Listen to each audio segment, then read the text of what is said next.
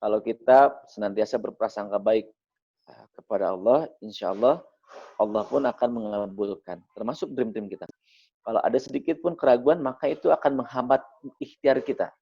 Nah, akan menghambat ikhtiar kita. Dan untuk kita, ikhtiar adalah betul-betul bagian dari instrumen yang sangat penting.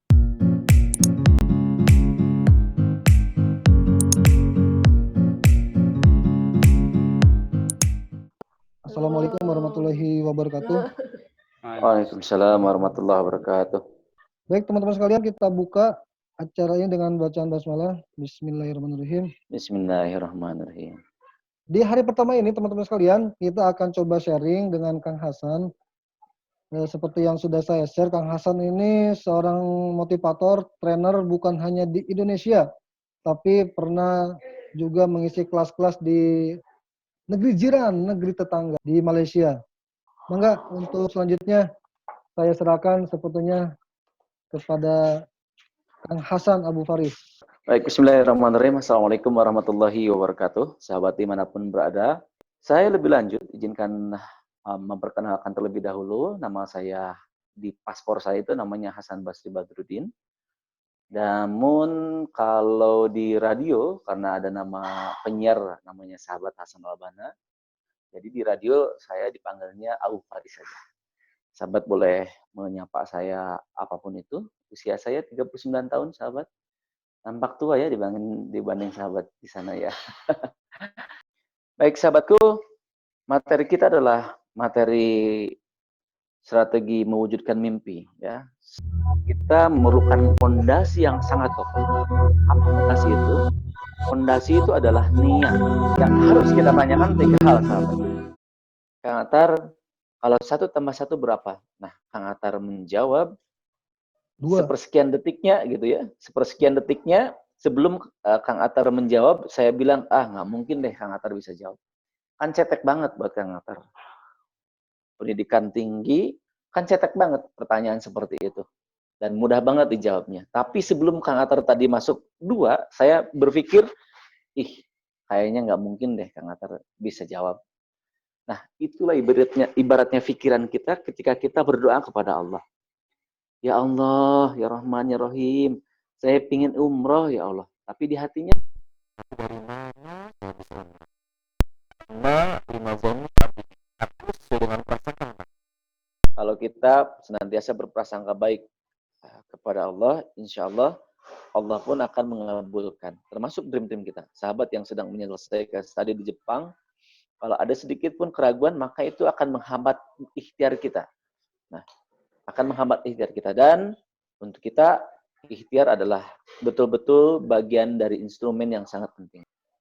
Kuatkan dalam pikiran, tuliskan detail, tempel di tempat yang sering kita lihat. Kalau saya dulu ketika saya punya dream, punya rumah di tahun 2000, antara 2009 ke 2010, nah, saya datangi Silotahim ke developernya, saya ambil brosurnya, saya tempelkan di ruang kosan waktu itu, di ruang kosan. Di situ ketika saya lihat, saya bersalawat, saya di situ berazam berdoa terus-terusan. Begitu sahabat. Nah, insya Allah dampingi doa. Ketika ingat sesuatu yang diinginkan, maka berdoalah terus. Poin yang ketiga, ini adalah ibadah ekstrim. Dan saya 3 saja yang menjadi poin untuk kita semua dalam riyadhah kita, yaitu duha, tahajud, dan sedekah. Gitu ya. Nah, harapannya sahabat semua sudah di titik yang beranjak paham ataupun sudah dipaham bahwasanya duha itu mempunyai fadilah, mendatangkan rezeki dan berbagi kemudahan. Tahajud itu mendatangkan kedudukan yang mulia. Wa minal laili fatahajjad bihi nafilatan. Asa yab'asaka rabbuka maqama mahmuda. Itu sahabat.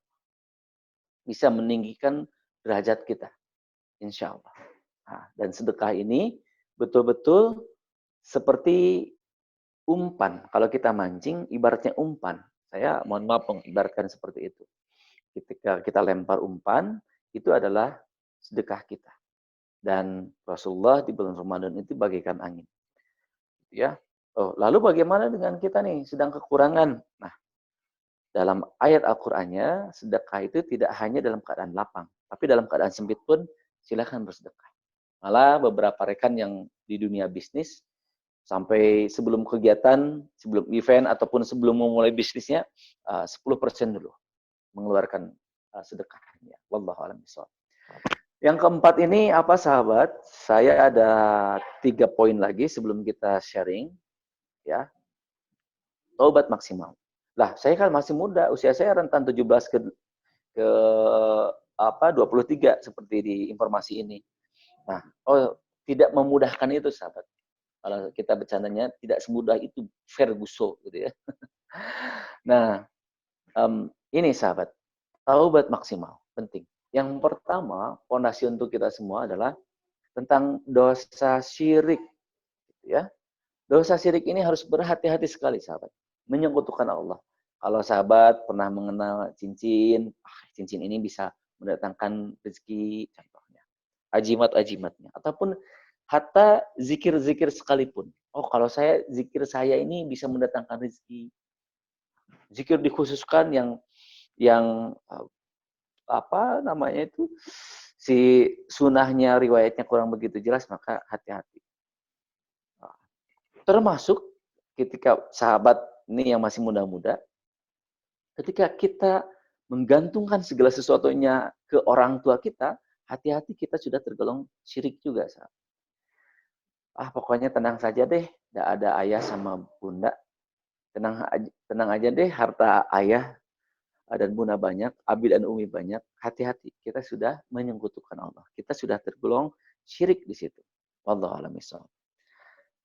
Ninggalin sholat, sahabat. Nah, ingat-ingat tuh yang dulu-dulu pernahkah meninggalkan sholat. Nah, perihal ini bisa konsultasi ke ustadznya masing-masing. Apakah diqodo ataupun tidak di situ, ya? Apakah harus ada kodonya ataupun tidak? Silahkan. Saya sudah punya pendapat, tapi biarkan para asatid yang menjelaskan. Domain saya adalah domain motivator. Durhaka pada orang tua. Kalau ini cash and carry, sahabat. Tidak hanya berdampak di akhirat, cash and carry di dunia pun. Kalau sahabat, nauzubillah, kita semua durhaka kepada orang tua, dijamin sempit rezekinya, ya. Dan jangan coba-coba, ya. Yang keempat ini zina. Ya, hati-hati zina ini. Saya punya kawan, ya, datang ke saya tuh. Abu Faris, bisnis saya hancur. Saya punya 3 ruko, punya 3 mobil. Merek-mereknya keren-keren. Land Cruiser, Pajero, walaupun itu cicilannya udah keren-keren gitu ya. Saya tanya, apa sih yang menyebabkan seperti ini amburadul begini? Dilelang semua, dijual semua. Begitulah pola bisnis saya. Saya entertain relasi bisnis saya ya seperti itu, karaokean dan ya yang seperti itu ya. Nauzubillah, zina. Ya, itu.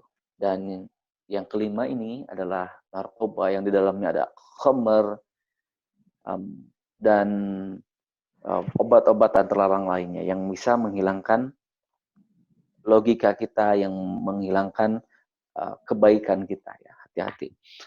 Saya jembrengin semua sekarang ya. Ini dari 6 ke 11 saya keluarin semua. Dominan yang sangat berpengaruh kepada penghambat itu adalah 1 sampai dengan 5. Namun ketika 6 sampai dengan 10. Tidak zakat, mutusin silaturahim, sumpah palsu, rezeki haram, ya. Saya berharap kepada sahabat semua yang termasuk yang abu-abu pun, yang samar-samar pun rezekinya ini halal tidak, haram tidak. Nah, maka kita semua sudah di tahap meninggalkan. Dan yang ke-10 ghibah dan juga perihal riba ini penting. Hati-hati sahabat semua yang mau berbisnis ya, hati-hati sahabat semua perihal transaksi riba, transaksi dengan bank dan yang lain-lainnya. Ini bisa menghambat terwujudnya dream kita, mimpi kita. Nah, selanjutnya sahabat semua mempunyai coach ataupun mentor di bidang yang diinginkannya, sahabat. di bidang yang diinginkan di situ. Nah, misalkan sahabat ingin menjadi seorang ustadz, ya harus jelas memang. Kalau ustadz mah udah nggak main-main lagi, harus jelas gurunya. Nggak bisa kita berguru kepada Google, berguru kepada berguru kepada misalkan YouTube, tidak bisa. Itu sebagai referensi. Tapi face to face, apalagi kalau ustadz ada ijazah-ijazahnya. Di bisnis misalkan, siapa role modelnya, siapa mentornya, siapa yang bisa ditanyakan untuk evaluasi kita ini, gitu ya. Ini fungsi kita untuk evaluasi ini adalah untuk memastikan adanya progres ataupun kemajuan, untuk membuat langkah ataupun adaptasi gitu ya, yang diperlukan. Karena boleh jadi ada yang direm dulu, harus ada yang digas dulu, seperti itu ya. Nah, itu untuk adaptasi, penyesuaian. Selanjutnya apa lagi? Untuk mengukur tingkat ketercapaian, gitu ya. Untuk mengukur tingkat ketercapaian dream kita. Sudah sejauh mana? 1 sampai dengan 100, oh baru sampai 70 nih setelah dievaluasi. Apalagi sudah dibantu dengan coach ataupun mentornya. Apalagi yang keempat ini adalah evaluasi untuk menyiapkan diri kita berkenaan dengan hasil yang mungkin terjadi ya. Gitu ya. Potensi-potensi yang akan terjadi. Oke, seperti itu sahabat semua, 5 poin. Niat yang harus betul, selanjutnya pikiran kita harus diperbaiki, dioptimalkan. Terus yang ketiga, ibadah ekstrim, duha, tahajud, dan juga sedekah. Dan yang keempat adalah yaitu taubat. Taubatnya betul-betul. Nah, saya udah kasih clue-nya itu, silahkan clue untuk taubatnya. Nah, dan yang kelima ini adalah evaluasi berkala. Dan fungsi evaluasi ini adalah untuk menyemangati diri kita dalam meraih mimpi kita. Saya suka diskusi di Ramadan ini. Dream kita apa sih? Diskusi dengan istri ya. Saya diskusi dengan istri, apa sih yang sudah tercapai? Ya, alhamdulillah aset sudah bertambah, misalkan contoh seperti itu. Dan itu untuk kita bersyukur sahabat, ya, untuk menyemangati. Nah, apalagi terus saja dievaluasi. Nah, ini penting sahabat. Penghambat kesuksesan diri kita. Nah, penghambat. Perhatikan kata entar. Entar. Ini saya lihat laptop jadi enter. Padahal entar hobi menunda. Kita ini sudah dapat ilmu, kita tunda-tunda nih keinginan kita, dream kita, maka hati-hati tidak terwujud. Kita punya potensi, kita punya relasi, silaturahim, kita punya sumber daya, misalkan orang tua yang support, kecerdasan kita sudah ketahuan di talent mapping kita, ataupun di tes fingerprint juga kita sudah cek. Nah, potensi kita tidak dikembangkan. Kita sudah tahu kelebihan kita di bidang komunikasi, kita tidak kembangkan. Kita sudah tahu potensi kita di bidang berbisnis, kita tidak kembangkan. Nah, selanjutnya yang ketiga, hati-hati menghambat kesuksesan diri kita itu adalah sulit berkomitmen. Kita dengan orang lain sulit berkomitmen, dengan diri sendiri juga tidak berkomitmen. Sudah berkomitmen nih, saya pokoknya setiap malam saya tahajud. Dilalai lagi, gitu ya, diingkari lagi. Berbisnis dengan orang lain, sudah mempunyai komitmen, tidak ditepati, hati-hati. Akan menghambat, gitu ya. Selanjutnya, tidak berani mengambil risiko. Ingat, ya, kalau kita ingin mengambil amanah, kita harus siap dengan berbagai risikonya. Kalau ini sahabat ada narasumber, insya Allah juga narasumber yang di pemerintahan, camat, seperti itu.